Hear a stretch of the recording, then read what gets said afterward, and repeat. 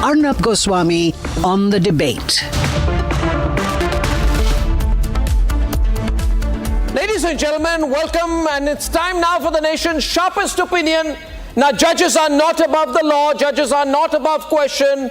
Judges cannot be in an echo chamber. Judges cannot live in a bubble. Judges cannot decide things for themselves. Judges cannot and should not investigate judges. And judges must be transparent, and the judiciary must not be opaque. These may be obvious statements that I'm making tonight. But the reality is, do we have the reality of democracy existing within the judiciary? Do the rules of democracy apply to the judiciary? It appears not. And hence tonight on the nation's sharpest opinion, I have decided to quote the judges to ask them, my lords, do you believe in what you have said yourself? In this particular case, where mountains of cash have been found burning in the house of a high court judge, I would like to ask the judges, do you believe in what you have said? Do your words apply to you? I'm not talking about the standards you expect of others. I'm talking about specific instances when you have said that there should be high standards that are expected from you. We expect those standards, my lords. And hence, example number one in my counter questions to the judiciary. Ladies and gentlemen, I want to thank you. I want to thank you all for your support as I question the judiciary, for this is not often that this is done, but it's necessary to have a transparent democracy. This is so important that the judiciary is questioned on issues of corruption. And I will do that. Ladies and gentlemen, the Supreme Court in K. Veeraswamy versus Union of India and others case said, and I quote, a judge will be liable for committing criminal misconduct within the meaning of Section 5(1)(c) of the Act if he has in her possession pecuniary resources or property disproportionate to his known sources of income for which he cannot satisfactorily account. Ladies and gentlemen, does this not apply in the present case? Will the kith and kin of judges also declare their income, their assets before, during, and in the pendency and after the judge remitting office? Will that happen? Or is it too much to ask? My lords, I am asking you tonight. The second question I would like to ask the judges in the context of whether the judges believe in the high things the judges talk about themselves.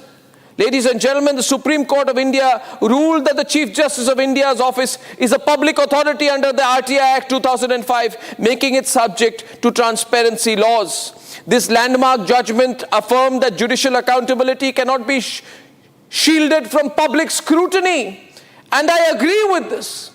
Judicial accountability, judicial responsibility, and judicial office cannot be shielded from public scrutiny. And that scrutiny includes the media scrutiny. So my advice to all those people who want to tell us about a media trial is, it's very easy for you to try and call public and media scrutiny a media trial because you're not comfortable with it. Well, deal with it. The media will carry out trials in public interest.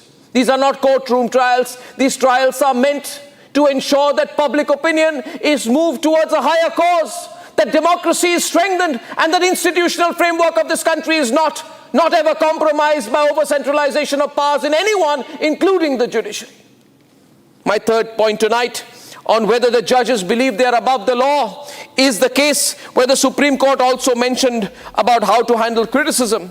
Ladies and gentlemen, the Supreme Court in the P.N. Duda versus V.P. Shivashankar and others case had said, and I quote, in the free marketplace of ideas, criticism about the judicial system or judges should be welcomed, so long as such criticisms do not intend to impair or hamper the administration of justice. Are the questions that I am asking and Republic are asking hampering the administration of justice, or rather guiding the administration of justice? When it was feared by most people that this case too about the burning mountains of cash would be covered up. Am I hampering justice? Ladies and gentlemen, I'm asking you, viewers of Republic, am I hampering justice or helping in the administration of justice? The fourth example I would like to give is that of an individual who, in my view, should speak up now. And the individual I mention, the individual I'm referring to, is none other than the ex-Chief Justice of India, D.Y. Chandrachud, who had asserted that contempt of court should not be used to protect judges from criticism. He said, and I quote, "I strongly believe that the court's contempt powers should not be used to protect judges from criticism. The reputation of judges and the courts must stand on a stronger footing than the fear of being punished for contempt." Ladies and gentlemen, is this contempt that we ask for transparency? Is this contempt that we ask for justice? Is this contempt that we ask why a Panchanama was not filed? Is this contempt that we ask why a seizure was not made? Is this contempt that we ask why an FIR was not filed? Is this contempt that we ask why a judge under the stain and the taint of corruption is merely being transferred to the Allahabad High Court? Is this contempt? Or is this an attempt by the media to strengthen the judiciary? Ladies and gentlemen, my last question tonight is very fundamental. The Supreme Court halted the Lokpal's controversial order asserting jurisdiction over sitting High Court judges. Why should High Court judges be exempt from Lokpal's scrutiny where all other public officials fall under the ambit? If the judiciary claims independence, should it also not be subject to independent oversight? That's not external interference. And this is not unnecessary advice, for we all benefit from a transparent acceptance of positive ideas from others. The judiciary is under a cloud tonight. And I have given umpteen cases in the past when cases of irresponsibility and corruption came up about judges and they were conveniently let go of, the case was delayed or they were allowed an exit. Ladies and gentlemen, there can be no justice if there is no penalty. And my question to the judiciary is whether in their own cases they will accept penalty or provide a quiet exit to a person from their own fraternity who is under severe question. These are important questions. Ladies and gentlemen, spread this video. Let the people of this country be part of this very, very important debate. Let's debate.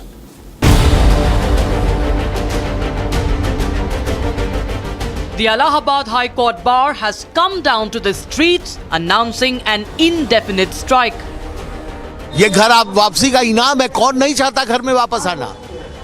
ये घर वापसी का इनाम दिया जा रहा है। जो कैश बरामद हुआ उसके पाइस कहां है, जली हुई राख कहां है? ये बात सामने आनी चाहिए कि अगर यशवंत जी को इस केस कैश के बारे में नहीं पता तो उस हाई सिक्योरिटी जोन में, लुटियंस एरिया में, वीआईपी एरिया में सैकड़ों पुलिस वालों के बीच में ये कैश उड़ के आए थे क्या? The Bar Association is demanding answers from the Collegium over transfer of Justice Varma, with the NJAC back in focus.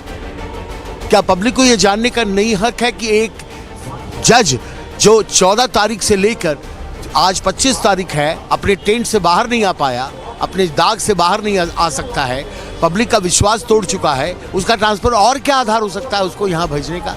Why he is not fit for Delhi High Court? Why he is not fit? Why the judicial work has been taken from him? Because he is a tainted man.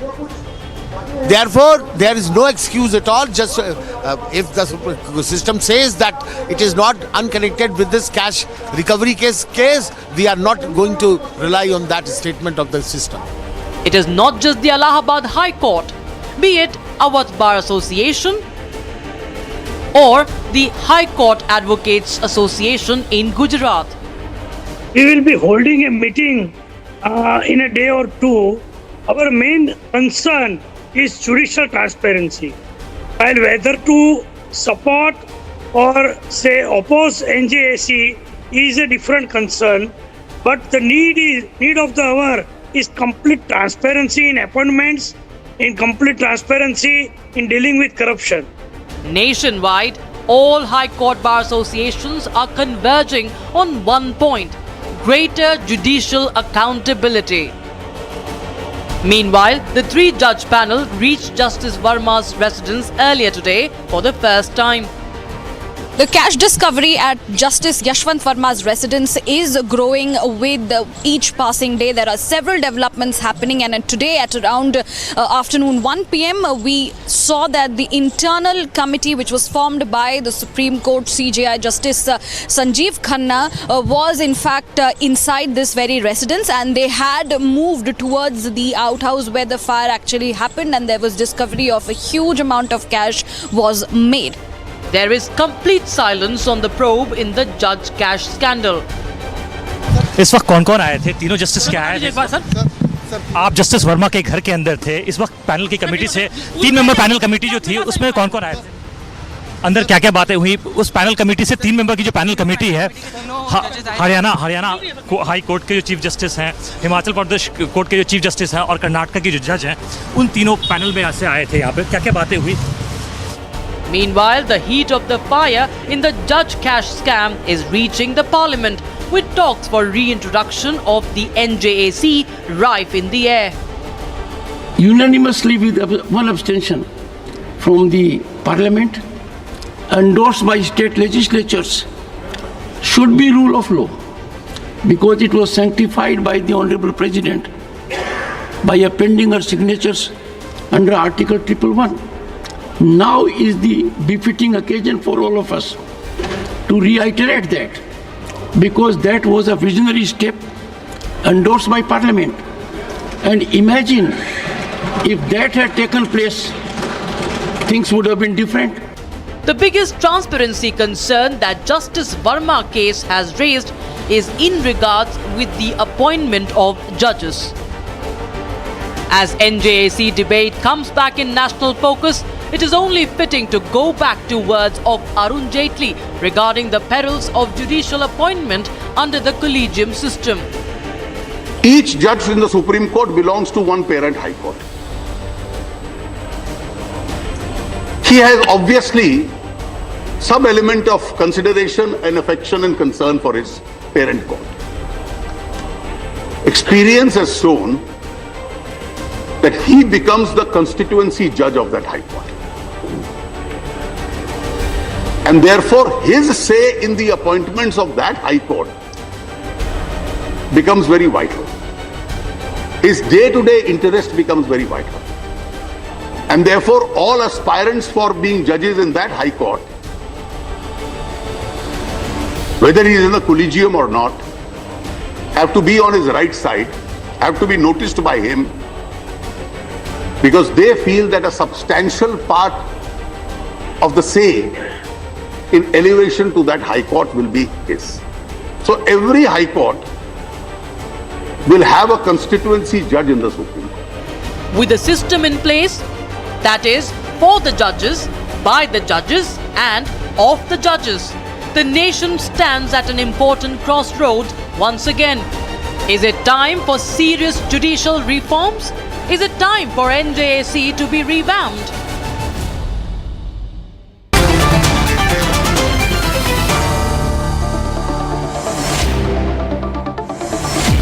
Okay, our panel's ready, and my first question is to Aman Lekhi tonight. Aman Lekhi is a senior advocate in the Supreme Court. Mr. Aman Lekhi, now the NJAC debate is open, it's out, it's being spoken about, we all know about it now. There's no looking away. You have a parliamentary process on, and you have a internal inquiry that is on, and you have a bar association that is on strike. So all three processes are on. But most importantly, people are saying Parliament and government has to have scrutiny over the judiciary. Where do you stand on this? And how are you seeing the developments pan out? Aman Lekhi. Everyone will agree that the system needs reform. There is no question about that. Elements which are there create some dubiousness and raise disturbing questions. And what has happened in the past couple of days is perplexing and disturbing. That said, I feel that we have to deal with a bit of restraint here and curb some overzealousness. And why I say so, because I had occasion to read the Vice President's statement. And much as what you are flagging is extremely important and has to be confronted and needs to be dealt with, In dealing with it, we can't be reckless because this is something which is very significant. Appointment of judges, everyone agrees, is basic to the judicial system and therefore should not be suspect under any reason. Now, I feel that there is, insofar as he's concerned, an oversimplification of what is actually a very complex process and a reductionism into something which can create some element of obscurity about what the process really is. And why do I say that? And this is very important because in our emotions, we cannot lose sight of the principles.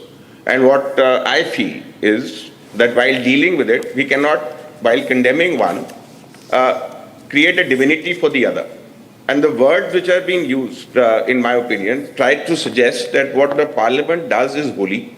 There's something sacred about what it is. And because it is godlike, it has necessarily to be complied with. And I have particular objection to a word which has been used, sanctified by the president. Now, the president doesn't sanctify anything. The president gives assent. And the assent is subject to judicial review and has to be in terms of constitutional principles. So while condemning a problem, we cannot possibly go overboard and then elevate a different section of the government to a different level. That's my first point.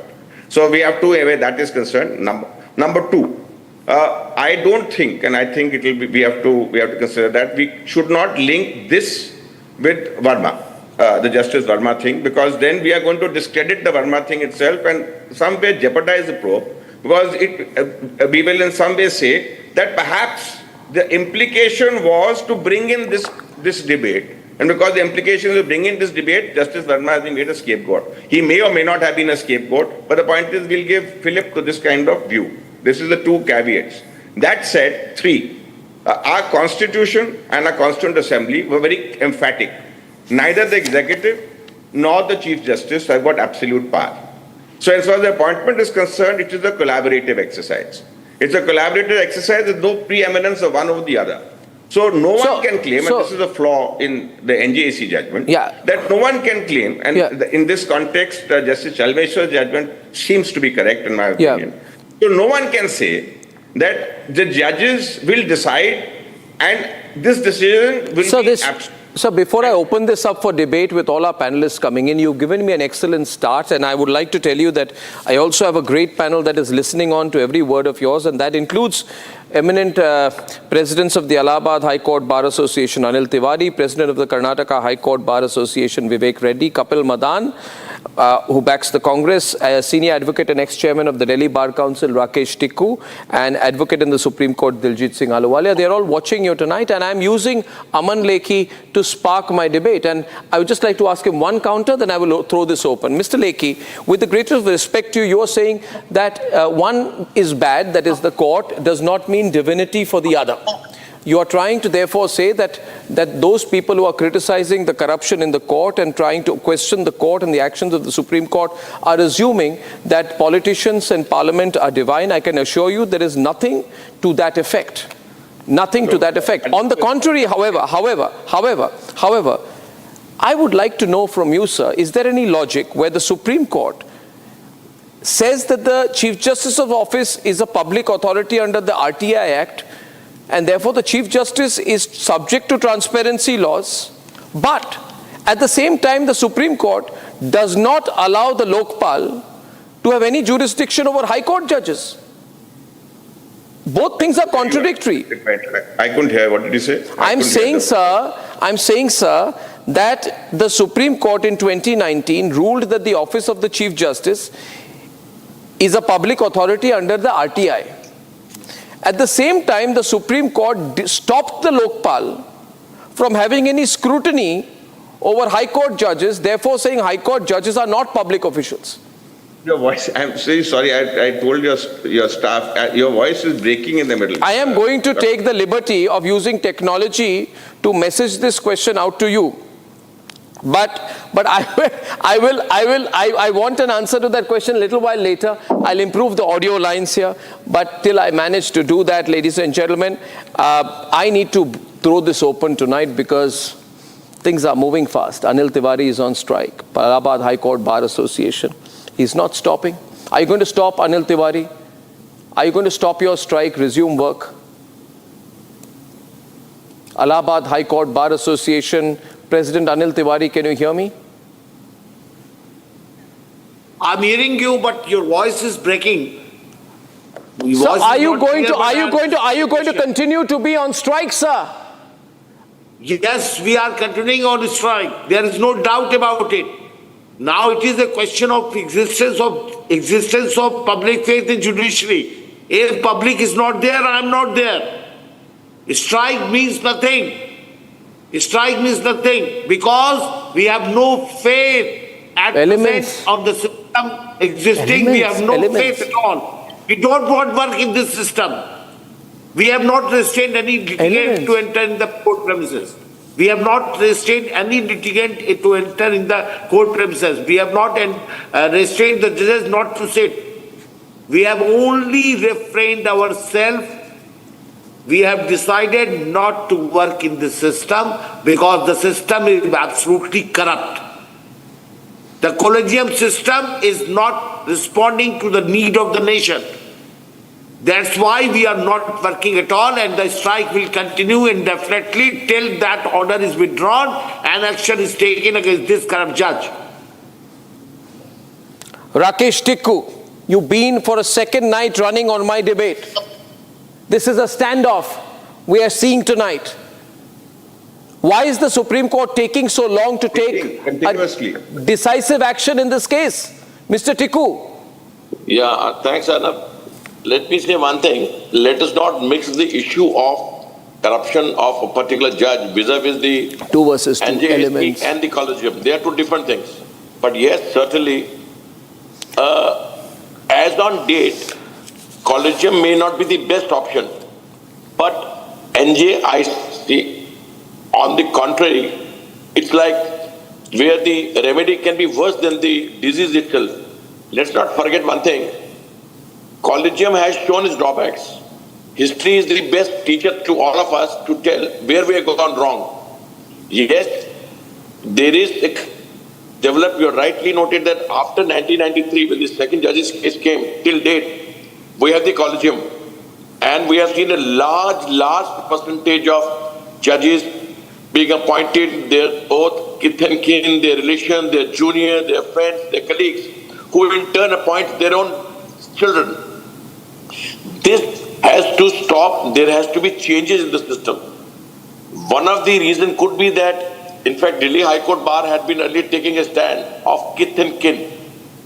Now, it is seen that in most of the High Court, even if there are 20% of the judges, their children, their kith and kin are working.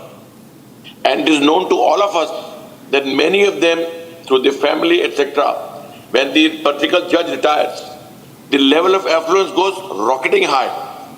So therefore, you were right in suggesting yesterday that there should be a system when the judge joins, he must disclose the asset of his immediate family, brother and sister, and when he resigns or retires or demits office, he must disclose it at the same time. And secondly, most importantly, that whenever you appoint a judge from Collegium or whichever way, make sure that you post him at a place where he doesn't or she doesn't have a kith and kin. Half the problem is of kith and kin today. So therefore, if it could be ensured somehow, because today, if we were to say that give it to NJAC, see, till 1992, the executive was appointed. The Supreme Court also said in Varma's case that President has to have a consultation, not concurrence. But 1993, the advocate of on record association's case, the Supreme Court changed. Second case, presidential reference, third case changed for 2015. But today, with the MOP, Memorandum of Procedure, 2016, that's after the fourth case, it is not that the executive has no say in the Collegium. We have an answer, living answer, recommendations of the Supreme Court Collegium, even for the High Court judges or for the transfer of judges, remains pending with the government for months and years sometimes. So government control role is participative in existence. It is not that judge recommendation gives, in fact, when Justice Thakur was there in the Supreme Court. No, sir, this is all, sir, can I just ask you this? So this is, see, we are now becoming a little bit more informed of what's happening in the court. You see, Mr. Tikku, what's happening is because of all that's happening in the court, we are very well aware of the way systems are working. If Yashwant Varma stays in the Delhi High Court, then he will continue to discharge his administrative responsibility as only the judicial work has been withdrawn. In other words, since he's number 3 in seniority in the Delhi High Court, he's part of the Collegium. Point taken. You're right. If he's part of the Collegium. Point taken. You're right there. It is not only judicial, even administrative, you're right. So, part of Collegium is administrative. That should also go. Sir, the second point I want to make tonight is to Aman Lekhi. Aman, can you hear me now? Yes, I can. Okay, see, Aman, the point is very simple. Your second point, which you said, was don't link this to the NJAC. I agree with you. I'm not linking it to NJAC. What I'm linking it to are an unprecedented number of cases of judicial corruption when the judiciary chose to do absolutely nothing. I'm not linking it to NJAC. Aman, can you hear me? Yes, I can hear you. I'm saying there are an innumerable number of cases of corruption since the 1970s to now when the judiciary did nothing. What's the question, Arnab? My question is, there is a precedent of inaction by the judiciary. My question is, you can't trust the judiciary on these cases anymore. You know what happened in the Ramaswamy case, Soumitra Sen case, PD Dinakaran case, Nirmal Yadav case. You see, Arnab, what you're saying, there are issues which are important. That's the reason at the outset I said, yes, there's occasion and need for reform. So, and reform for an institution like the judiciary, for a process with which we are concerned, is something which cannot possibly be underestimated insofar as significance is concerned. And yes, there have been instances in the past which have created doubts in the mind of the people and has actually resulted in people doubting the efficacy of the judicial system as such. Now, this is a serious affair. And this has come to, it has been highlighted what has happened in the recent past. So no one is doubting. But then the judiciary responds in a very autocratic way. No, his question is, please understand, you relied upon an order where you said that the Chief Justice is public office, and as far as the maintainability of right to information is concerned, that order was passed by the court itself. So it's not as if the court was in some way disinclined towards scrutiny, would possibly have rendered the verdict in a different way and not allowed the scrutiny at all. Okay, no. Even in the case at hand, it may be delayed, and the court has to explain why the delay. The question is, notwithstanding the delay, the process is yet being undertaken. No, sir. I ask you one question tonight, sir, on behalf of the people. You know that this country has fought on issues of corruption. We all know this, and on the issue of the Lokpal. Now, sir, in February, the Supreme Court put on hold an order issued by the Lokpal which had claimed jurisdiction over sitting High Court judges. The Supreme Court says nothing doing. The Lokpal will not have any jurisdiction over High Court judges. Was that right? Does this not increase the sense of impunity among High Court officials, High Court judges? Can this not weaken accountability? See, Arnab, please understand, I am not for a moment saying that judges are above scrutiny and that the judges are not accountable, and I'm sure no right-thinking person can possibly say that. The question is not whether they are accountable or answerable or not. The question is, what is the best means to hold them accountable and answerable? Okay, here's a suggestion then. Because insofar as this issue is concerned, Lokpal is one way, but much in the same way, there can be other alternatives which must factor circumstances having bearing on the institution which is to be policed. So the one option could be that in a case of corruption, let the executive have say in cases of corruption involving judges. The simple suggestion, Vivek Reddy, what do you think? A judge accused of corruption, the government must have a say. It cannot be in-house anymore. That has to be a starting point. Vivek Reddy, what do you think? Well, Arnab, there is one thing that is shocking here from what is happening in the Collegium of the Supreme Court. and I'll have to bring it out on the administrative side of the Supreme Court. What I feel and what brother advocates feel throughout India is, why is not Supreme Court Collegium or the Supreme Court mapping out a clear solution for judicial accountability and transparency? Now, on the one hand, they are saying there should not be any political interference.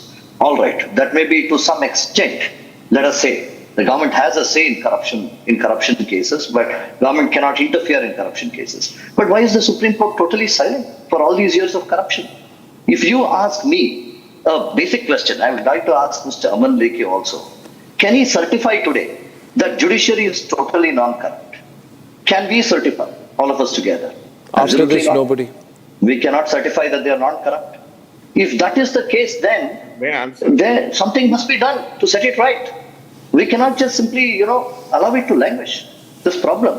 And what is really shocking is the flip-flop of the Supreme Court. Initially, Supreme Court did not diverge this for about 6 days. That is what we see.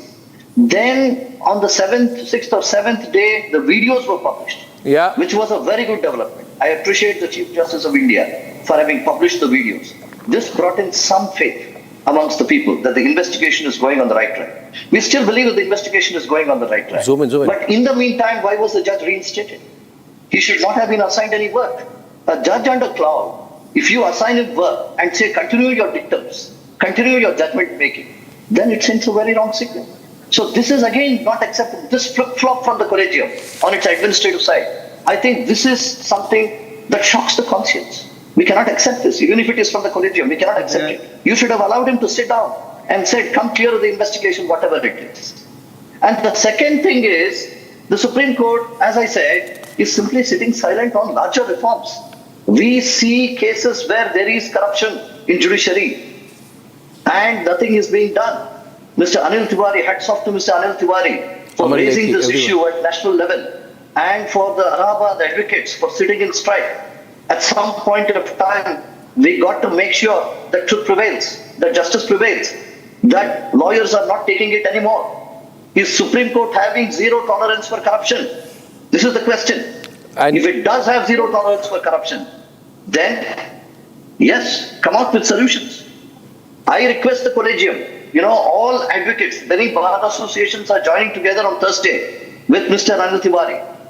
We request the Collegium to come out openly, constitute. What do you mean joining hands with him on Thursday? Can you tell me? This appears to be a bit of breaking news. What are you saying there?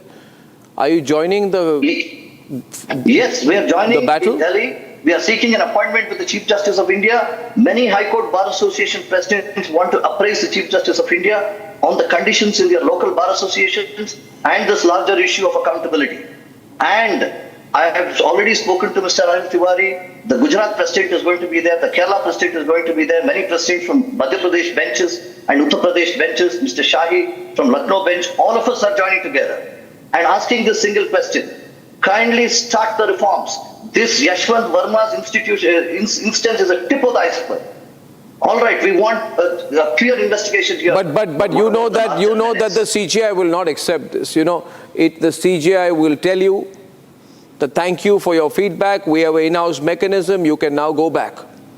Well, then we are not relenting. We are not willing to accept that. Honestly, we are not willing to accept that. On behalf of the advocate fraternity and the litigants, I don't think we can accept that. The CJI has... But what can you do? You can do nothing after that. What can you do? To enforce accountability. Mr. Reddy, with respect, what can you do? I mean, they have already made changes to the law through the first judge's case, through the second judge's case, through the third judge's case, through the fourth judge's case, through striking down the NJAC and saying that they represent the will of the people. Conscientiousness, yes, Arnab. To say that truth, conscientiousness, these must prevail under the rule of law, and to act and the conduct being far against that. Why should that happen?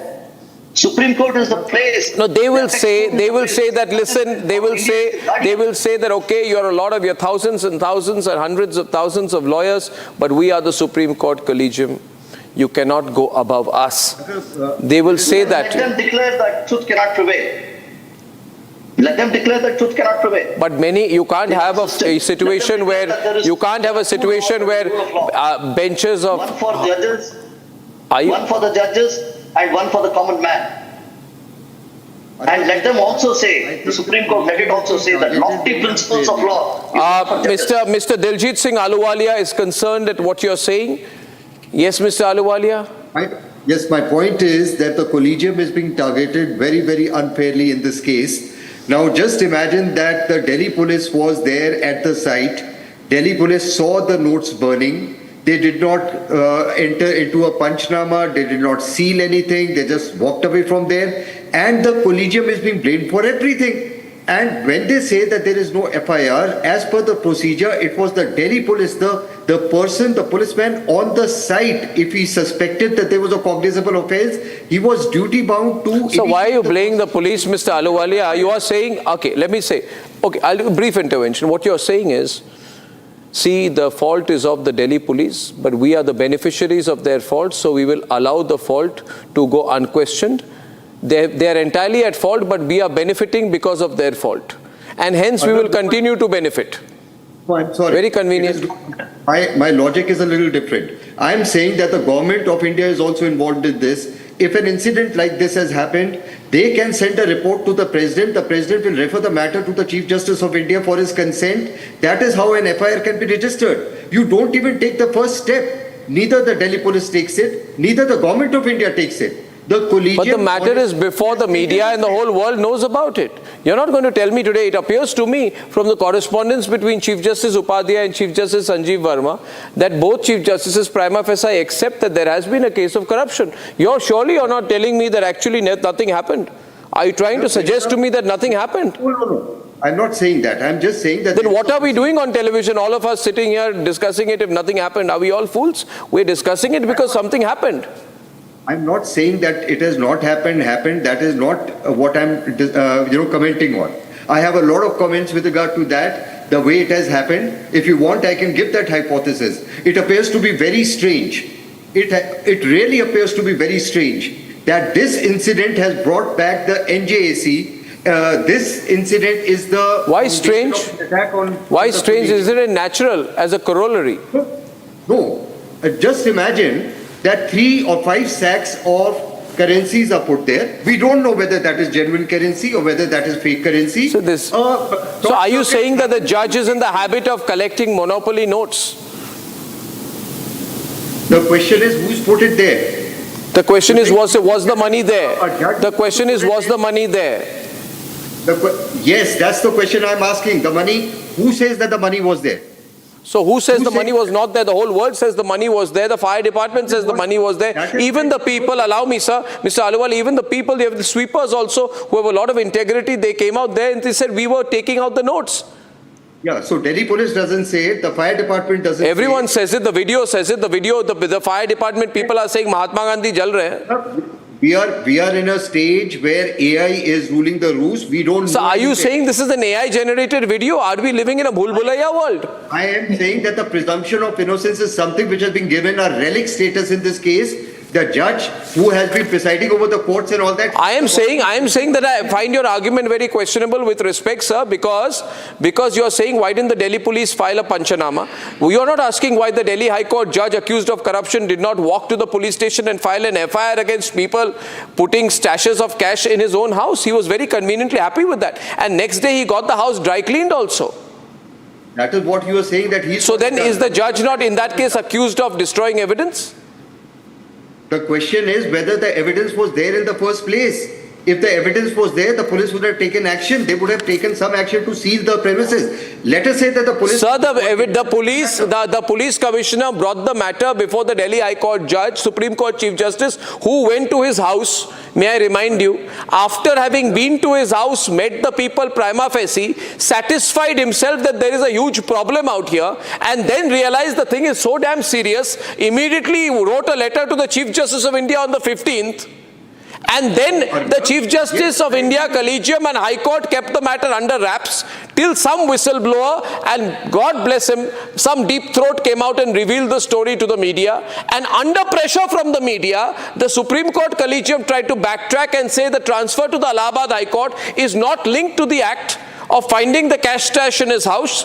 And then the Allahabad High Court said we are not a dustbin. Harish Salve said they are not a dustbin. The whole country said they are not a dustbin. The video had to be put out in public domain because there was no element of deniability. There was no deniability evidence there. So the problem, Mr. Ahluwalia, I'll tell you, for all you people is one word with 5 alphabets called MEDIA, media. You want us to get out of this case, we are not getting out of the case.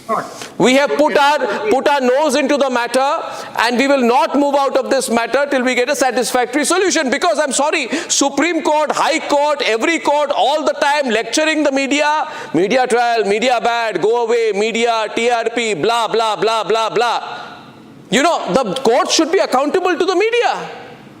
Arnab, Sir, I'm telling you.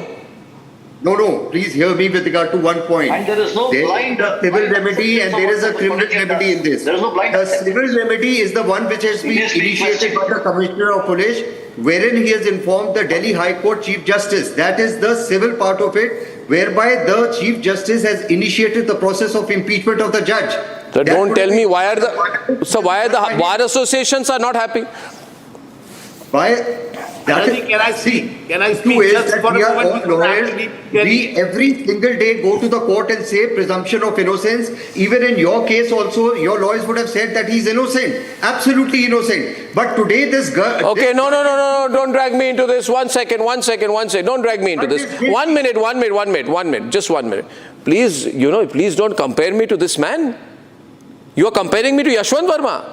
Do I have mountains of cash in my house? In my case, Justice Chandrachud put out a written order saying that in the case of Arnab Goswami versus State of Maharashtra, the power of investigation had been weaponized. Prima facie, he said there is no case against him. Let the Supreme Court Chief Justice or the Delhi High Court Chief Justice say, prima facie, there is no case against Yashwant Varma. Let them say that. Prima facie, there is no case. You are saying no. That's why inquiry is taking. So, but that's. I'm getting worried. Now, Aman Lekhi, I'm getting worried. Because if tomorrow, after all of this hula-la, everything, if the inquiry committee says, listen, okay, I know you are concerned, people of the country are angry, but prima facie, there is no case. Arnab, frankly speaking, there is no case. There is no. So all hell will break loose then. No. Aman Lekhi, then there'll be no faith. And second thing is... No, I'm getting Aman Lekhi on this. Mr. Ahluwalia, let me get back Aman Lekhi on this. I don't know. Yeah. Firstly, Arnab, let's not anticipate what the committee is going to be doing. Perhaps the committee gives a report with which everyone will be satisfied and hopefully should be objective and true. But that said, I just want to bring in one element. We are focusing, as we should, and all of us should. We are focusing on the judges and judiciary. There's nothing wrong with that. Correct. The focus has to be on them. But the point is that we have to understand the system. Even the system as it exists today is not as if the executive has got no play.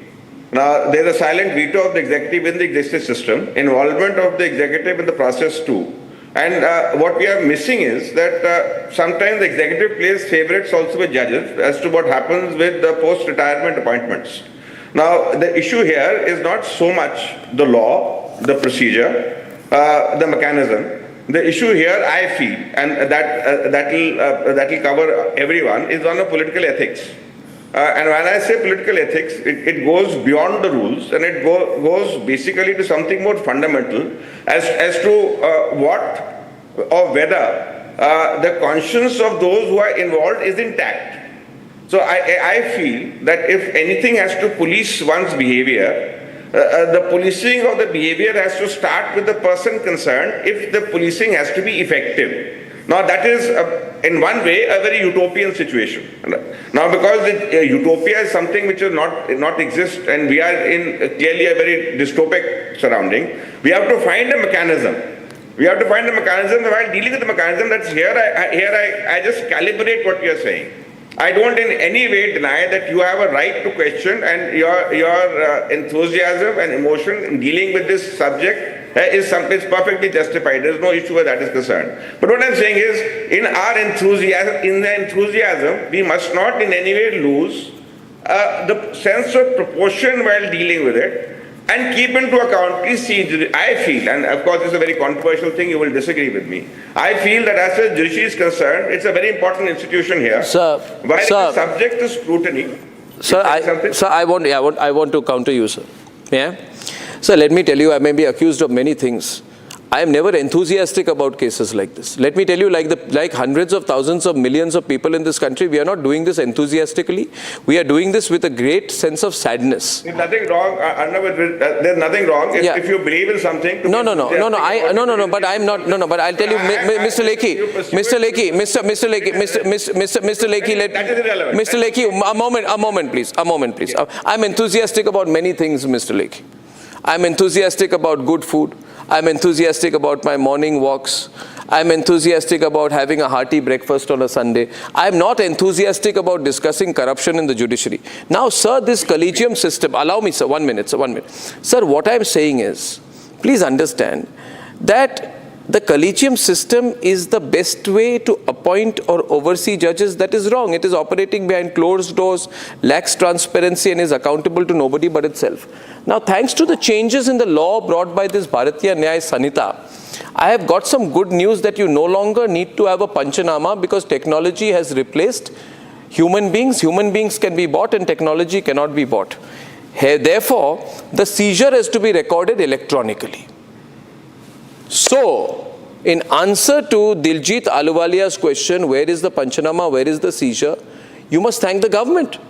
The evidence is recorded electronically in a video. The video is on the channel. The evidence is there. I must say here, Mr. Lekhi, that the judiciary must not see self-correction as a defeat. Absolutely not. Absolutely not. No one is for a moment doubting. In fact, self-correction should be there with every institution over there. And this case and these issues have raised rather alarming questions. Yes, it has, sir. So it has raised, and of course, the fact that we are all here, we are concerned. And we are concerned, that's the reason we are discussing. And this discussion is absolutely important because it is through this discussion that we will actually find a way to deal with it. And there must necessarily be a way to deal with it because if there's such a lot of, there's so many issues which are going unanswered, so many questions that need to be addressed, a conundrum which is yet to be unraveled, we need necessarily to get to the bottom of it. No, sir, I'm a bit triggered tonight by your reference to enthusiasm. I want to tell you, sir, I am the same media. We were not enthusiastic when Nirbhaya happened. It was a demand for reform. We were not enthusiastic on reporting about Christian Michel. It was a demand to call him back. We were not enthusiastic about exposing the role of the Congress government in patronizing the Pakistani. It was national security. Just a minute. Sir, I don't know why you're taking offense that this is not not offense. Not offense, but deride you. No. It was never spoken in a derisive manner. Sir, no. I'm just saying. Speaking to you like this. Sir, no. All I was saying was that we appreciate the fact that you are dealing with this matter head on. It is something which has to be. Sir, Fali Nariman's son, I was so fond, and I must say, one of the greatest moments of my life was to receive affection from Fali Nariman. Last time he appeared on stage at a Ram Jethmalani Memorial Lecture, and he was there, and I have great love and regard for him. And his son, Rohington Nariman, himself said, and Fali Nariman, who had a great role in the collegium system, Rohington Nariman said, we do have our collegium system, which is the worst, but there is nothing better. How are we assuming there is nothing better? There must be something better than the worst.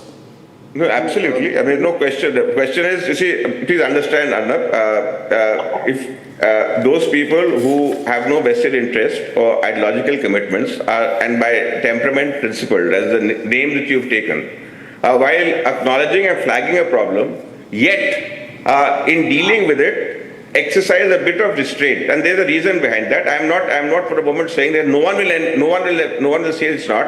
But to cut a long story short, because this is not the forum in which you can examine the legal. No, it's not. It's not. But the point remains. I completely agree with you. Opacity has to be in any way addressed. Transparency has necessarily to be integrated into the system. And insofar as the working is concerned, the working has necessarily to improve. There's no dispute on these aspects. There's no dispute at all. And you saying something? I'm just getting Kapil Madan on because I've limited time. Just Kapil, please first. I want to raise, Arnab, if you permit me. Yes, okay. So Arnab, let me just say a few things here. Let me. That is one of the veins of the collegium system. It is a consultative process where the government, the state government and the central government is involved. If the collegium system is not going to be there, it is like withdrawing oxygen from the air. People care little about it till the time oxygen is withdrawn. We are taking it for granted. Collegium is doing a great service, although there are drawbacks in it. There are issues of transparency which can be addressed, but it is the best system which is available today. Let us not try to lay blame on the collegium for everything. Second issue is with regard to Justice Varma. He is entitled to a presumption of innocence because he happens to be a human being also.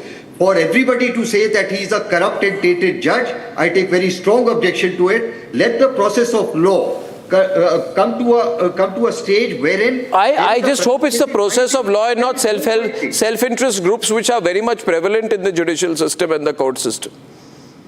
Arnab, there are two Chief Justices and one judge can of I the say High something Court, here? the Chief Justice of India. If we don't have sanctity to this, what sanctity are we going Sir, to have? I am not questioning the sanctity of the Chief Justice's office. I am simply saying that the Honorable Chief Justice on this matter between 15th and 20th did not appear to be taking action with the expediency and, to use Aman's word, enthusiasm that he should have. That is not true at all. There is a process which was followed by them. And please believe me now that they have been this is a very intense debate. Very intense debate. I've kept Kapil out and I'm being unfair. I'm giving him a minute to respond. Kapil. So Arnab, let me just say one thing here. Everyone. Especially in this particular case, SC has not cut any corners. They have done a preliminary inquiry through the Chief Justice of Delhi. Post that preliminary inquiry, everything has been put out in the public on the Supreme Court's official website.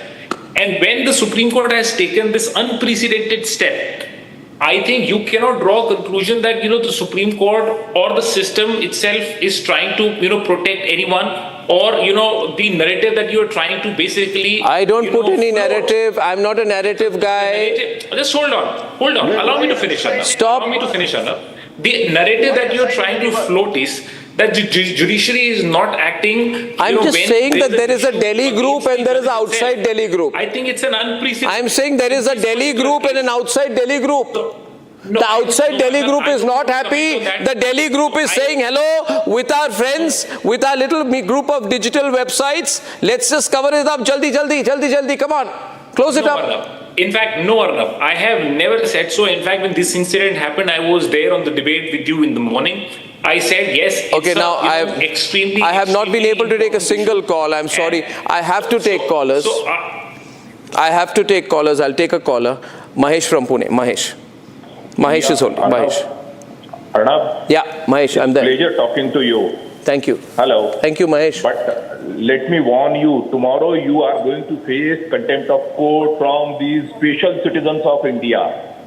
But I have not said anything to contempt, be of contempt of the court. For the judges, there is a second special law. My question is to Mr. Daljit, Mr. Tikku and Mr. Madan. Can they vouch in last 75 years not a single judge has been corrupt? And why no single judge has been punished? That speaks the value, integrity of your systems and processes and morality of these judges. Okay, Mahesh, that's a good and strong point. I'll take one more point. Dr. Sri Sainam from Nizamabad. Yeah, namaste. Namaste, sir. I first of all want to appreciate the Republic channel. Thank you, sir. Windows, what happened? Yes, and, Windows. Yes. From your channel only, I heard that. Yeah, go on, Mr. Sainam. I'm just asking my director to bring back the site. Yes. When he has noticed he spoke to some judges from the Collegium or somebody. Why couldn't they continue the video call or something and be a witness? When there are so many lapses happening among the police department, the judges could have understood that this lapse can occur too. Yeah. Lost opportunity here. Part of the witness. Last opportunity, sir. I need to really wrap. To everyone on the call who haven't been able to take, I'm really sorry. I'll take them again tomorrow. To all our guests, especially Aman Lekhi and Vivek Reddy, Anil Tiwari, Rakesh Tikku, Kapil Madan and Diljit Aluwalia, thank you very much. Ladies and gentlemen, we are closely watching what is happening in the Supreme Court. I can only say this, all of this is aimed at strengthening, ladies and gentlemen, strengthening the judiciary, and I'm sure the judiciary knows that. I'll see you tomorrow. Good night and goodbye.